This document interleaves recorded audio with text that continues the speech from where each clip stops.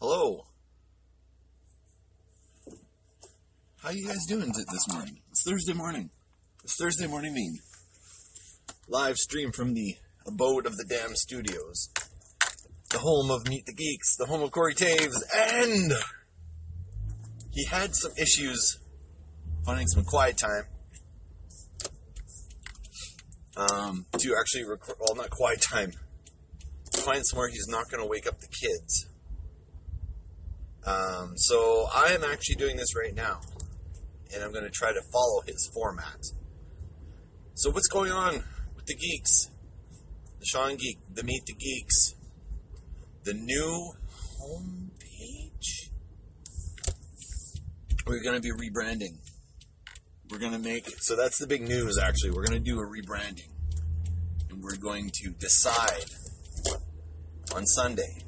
We have the entire crew getting together on Sunday. All of them crew. Read into that what you like, as you will, but we are bringing a long-lost co-host back to the show on Sunday. I'm really excited about it. And with the four of us in-house, we are going to be discussing the rebranding name, not of the SeanGeek podcast, and not of Meet the Geeks. No, we're talking about the apparent name for the entire organization. Organization, that just sounds so weird.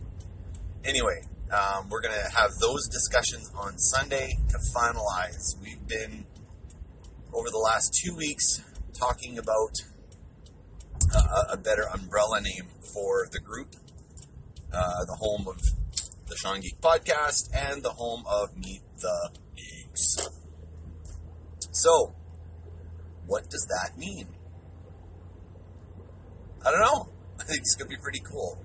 We'll be tweeting, we'll be sharing, we'll be doing everything we can to let everybody know about the new name. So that's that. The Sunday episode we've been trying to do these a bit more frequently, but we're going to be in studio. And we've got a whole bunch of topics to talk about. There's been a lot of stuff that's happened over the last 2, maybe 3 weeks, post-KeyCon season, I guess. A lot of very, very interesting things, and we're going to cover those topics on Sunday. Now, here is your unique opportunity. Do you have questions for the Geeks? Is there a couple of topics you want to talk about? Is there something that's on your mind that you'd like us to cover? Now's your chance, man. If you're listening to this episode right now, this week, as of, what's the date? 13th? We're going into the studio this Sunday. It's 13, 14, 15, 16. 16th to 16th, sounds like 16th or 17th. I don't have a calendar in front of me because I'm driving. So we're going to hash out some stuff, talk about some stuff. If you've got stuff you want us to talk about, message us on the Facebook page at The Real Meet the Geeks, or you can contact us on Twitter. Yeah, I don't have my show notes in front of me. Twitter, SeanGeek on Twitter, SeanGeek Podcast on Instagram. We're also on Reddit. We're also on Tumblr.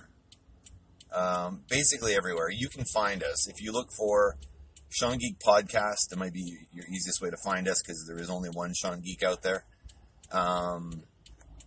Drop a line, drop a link, say, hey, you know what would be fun to talk about? Or, if you're interested in playing a game of incorrect headlines, I'm hoping we can fit that into the show on Sunday.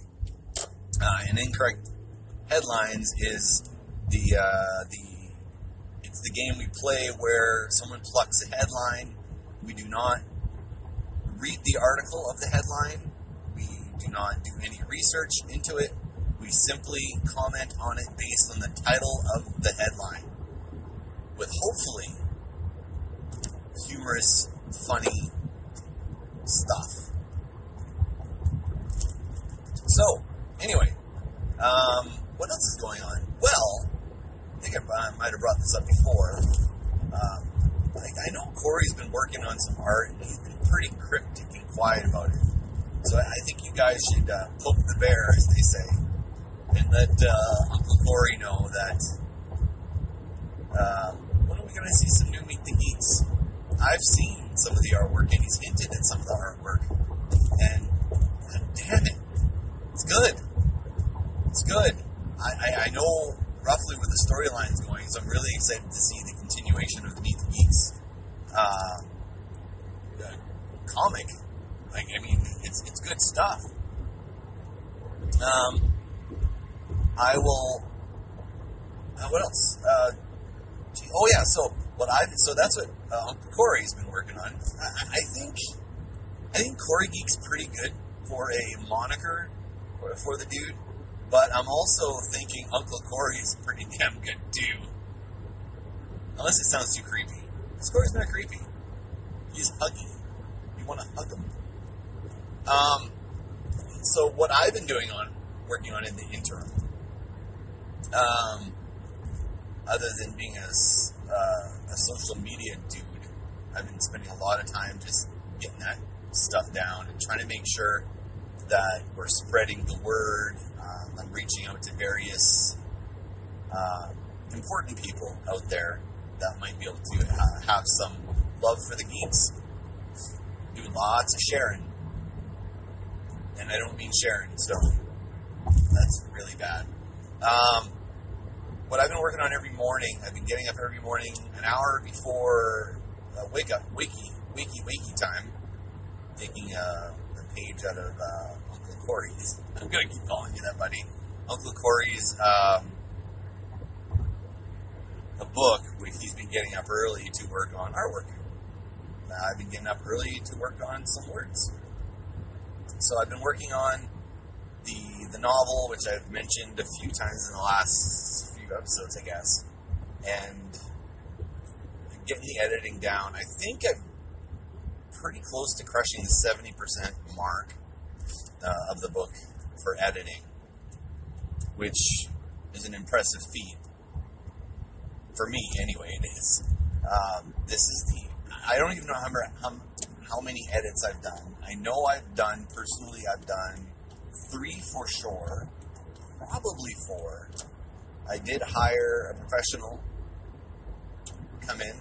Special shout out to Larry Lewin to do an edit on it, which he did a great job, like a really great job. Actually, it really opened up my eyes to the editing process and tightening up my words. So after that, that's either 4. He would have done the fourth edit. So it means I'm either doing my 5th edit now or my 6th edit, depending on how good my math is. So I'm 70%, almost 70% through that, which is really exciting, actually. The story's changed a few times. Not changed, but I've done little improvements, a little bit more character development. There's a couple of characters that were really flat in the first draft that I needed some fleshing out. So I've been doing that. Right now, the part of the book that I'm working on is a lot of technical stuff. Remember, kids, when you're writing a book and you're going to talk about something in it that is foreign to the reader, or likely foreign to the reader, if you're talking about how magic works in your world, or if you're talking about how a particular gun works, I guess, maybe, I don't know. Or if you want to explain the architecture to a building, you can't half-ass your way through it. You really need to have a point of reference when you're talking about that thing. An example might be if you have a scene in your book that's in the Metropolitan Museum, or yeah, sure, we'll go with that. Have you ever been there? Okay, was it once? Was it twice? Was it never?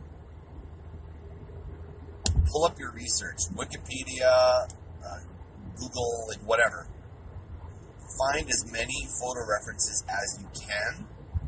So when you're describing things in it, you're not making stuff up. You can make stuff up. But if you're talking about something that does already exist and is already out there, you want to be sure that you're taking the reader with you. And when your characters in the book are going into that museum, that they're going into that museum with you. You want them to be able to see, but also feel what's in there. There might be a sense of awe. There might be an odd smell. The smell of, I don't know. The smell of, I don't know. See, I've never been to the Metropolitan Museum. But there's going to be certain aspects that affect more than one of your senses. And you're going to want to insert that into the scene. Now, do you need to write 2 pages on it? If the scene is primarily about your character going through the museum on his way to something else, you don't need to dedicate 2 pages to the museum. But as your character is going through, you can I say use the salt shaker effect, where you're going to salt a little bit of the words with the surroundings. So for example, he walked through the ornately carved doors that with the symbol of a lion's head on it or something. You wanna give some details of it so they know where they are, what's going on. Basically to give a sense of where they are. Make them feel like they're there. So that's what I've been working on. I've hit a certain part of the book where I'm really getting into technical things. I'm actually getting into, I don't want to spoil anything because it's kind of a key part of the book.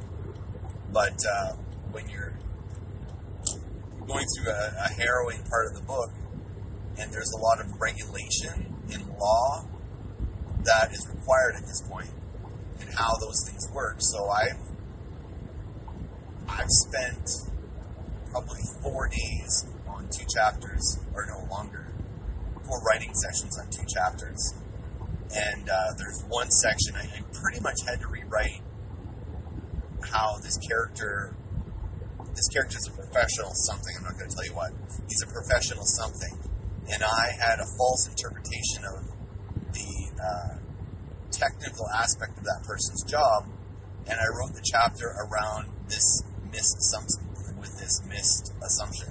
this wrong assumption. So the character in my head was acting in character, but he was actually acting completely out of character. So I had to rewrite the character's motivations, what he says, how he acts, how he reacts to the people around him. And I went from making the character be kind of freaking out and having a bit of an episode to being calm, cool, and collected. Which, by changing it that way, it gave more gravitas to his character. He was just got a walk-on role, for lack of a better word. He's not really... He's there for a specific function in the plot, but I decided to give him a little bit of character because I wanted him to not just be the guy doing the job. I wanted him to have history with the other characters, or at least with one of the other characters. And it gives a bit more weight.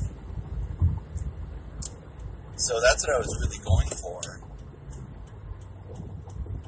So anyway, it takes a lot of work, and that's the thing. When you're working on your book, or your poem, or whatever it is you're working on, it's nice to write a story that goes from point A to point B through point C, and ending in point D or whatever. And that's, that's all in good. That is the through line of the story. But the thing that'll make your story stand out is providing more than that. Don't, when you're telling a story, it's not just about telling the story. It's about taking your character on a journey. It's not the man walked up to the door, the man opened the door, the man went in the house, the man went to his couch. No, it was a sunny day outside. The sun was bearing down on Jack. He was sweating a little. He couldn't wait to get inside the house. He approached the door, pulled out his keys, and unlocked the intricate locking system. I'm just riffing here. He opens the door and the air hits him like a wave. The coolness overtakes him and suddenly he feels relief. Something like that. He's not just going into the house. Explain why he's going into the house. Explain that shit. There's motivation. Why is he going into the house? Why would he go into the house? Why is he outside? What is the reasoning for his departure from the outside to the inside?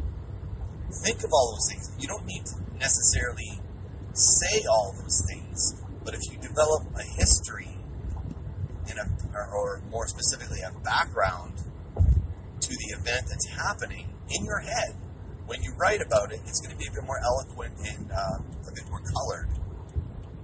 It's going to have some great depth to what you're doing. So, really, that's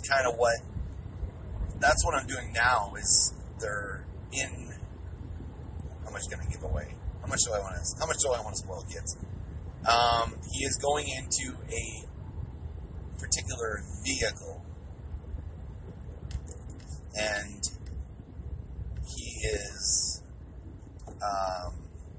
He's going into a vehicle that is not a vehicle that any of us would normally be in. It's a bit different. And I knew nothing about this vehicle. I knew what the vehicle could do. It goes from A to B and it gets the characters from A to B. But I didn't do any research into what vehicle they were in. And because a number of scenes happen in that vehicle, it just sounds... I could be describing them being in a room. I could describe them... there's no... You don't really know where they are. Like, are they in a room? Are they in the forest? Are they on a street? Are they in a car? Are they on a motorbike? Are they in a plane? There's no... I use a word to describe the thing they're in, and I kind of left it at that. So I added depth and color, and I actually did research, and what this place they're in, which place would it be? I actually specified the place they are in, and by having that specificity, there's a good word, to it, it allowed the reader, I'm hoping, it allows the reader to actually go into that thing with them and be a part, almost be a bystander, be one. There's many people going into this thing, and you're one of those people going in with them. That's what I want it to feel like. Oh, there's a big backlog here in traffic. Yes, that's right. We're live on the road. So remember, detail's important. Now you can also go the other way and go too far the other way, where there's so much detail. It might be one scene, literally the guy going from outside to hit inside his house, and you can describe it the way I did, or you can take 2 pages to describe it. The birds were singing, the flowers were out. It was the 5th of May. It had been a long day for him. A long day outside. The grass was green. Cars were buzzing by. He walked up the driveway. It was a cobblestone driveway. It was 2 stones out of place. You don't want to go to that level of detail. You want to tell your story. You want to transition that scene to the next scene in an efficient way. Not too much detail. Now, on the other hand, if the entire story takes place in that house, or more particularly that entrance. And the story is always about coming in and coming out of the house, and maybe you open every chapter with him coming in or going out of the house. You know, here's a suggestion. You're going to go into more detail. Maybe not on the first time it happens. Well, maybe on the first time it happens, you can provide some good detail, but then you pepper in more specifics. As he put the key into the keyhole, he noticed the stucco on the side of the house was falling apart. It was something he would need to fix at some point, if only he had the time. You know, just like little pepperings like that. And actually, that would be a really interesting concept for a book, for a method of delivery for the book, to have a book that starts at the doorway. You're either coming in, going out, welcoming people in, shooing people out. Pick your scene, and if your scene is going to be repeated throughout the book, look it up. If it's your front door, take lots of pictures. Yes, you've seen that front door a million times. Yes, you've gone through it a million times. But maybe you're missing some of the finer detail of it. Take a bunch of pictures. Have those pictures posted. I use Scrivener, so you can have two panes open, and one pane could be a picture of a series of pictures of that front door. And then, and if it's not your front door, whose front door is it? Get pictures. Get reference. Get a picture of the street that leads up to the door. Get a picture of the lawn, the front lawn, or the front, whatever it is. Whatever you got going on there. Maybe it's very wooded, or maybe it's not. Maybe it's got, lots of gravel there, or maybe it's got this intricate bonsai garden in the front. Work out those details, but use real live shots, the real live pictures of it, and use that as your point of reference. Like, give yourself a point of reference, and trust me, the writing will come a lot easier. If you're trying to invent the front door to this house, and you're starting with nothing, I mean, you can invent it from scratch. Hey, go nuts. But give yourself a reference, and not necessarily verbally. Draw a picture of the front door. Draw every intricate detail of that. Use a visual to describe for your description. Yeah, that's what I got to say. So I've actually arrived at my destination. I ran a little longer than I wanted to, but those are the updates going on in the world of the geeks. So I am going to say, have a great Thursday. Just trying to find a parking spot here, because I'm actually late for work. That means I'm going to have to park on the far side of the world. And, how about that? You get to park next to a Victory. I don't know what that is. Okay, anyway, see you guys on the flip side. Ciao.